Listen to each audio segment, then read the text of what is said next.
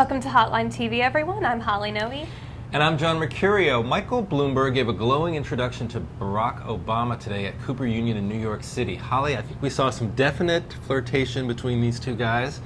I realize it was just a speech, it was just an introduction, but I'm just throwing this out here, Holly. You cover Barack Obama every day. Do you think that Obama is flirting with the idea of endorsing Michael Bloomberg for vice president, or that that Bloomberg is considering endorsing him? It's a complicated relationship. I don't know if we want to begin to try to unravel the inner workings of this TV one. Does best. Yeah, that's true. But well, we know they had their very highly publicized breakfast meeting a while back, and they have this witty banter kind of going back and forth. Like, oh, you know, Obama paid for breakfast. Now Bloomberg owes him, and right.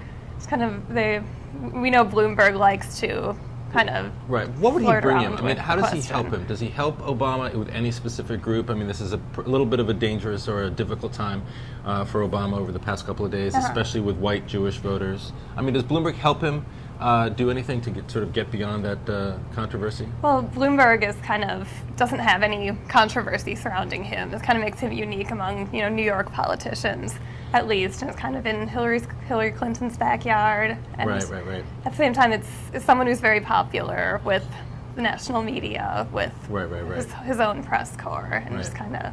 I think he could. I mean, I think we're making a big deal about a very small introduction to a speech, and I talked to some Obama people this morning who were very clear that this was not, intended to be billed up as an endorsement of any sort.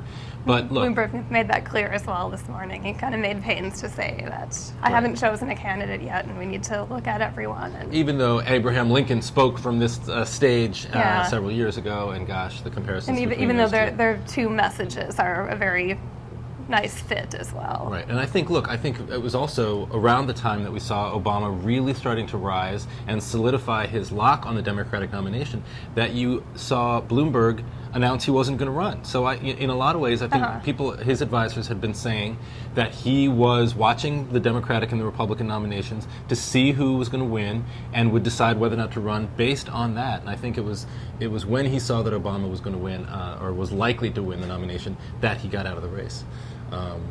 Which is something that works in his favor. But anyway, it looks like we've run out of time for today's show.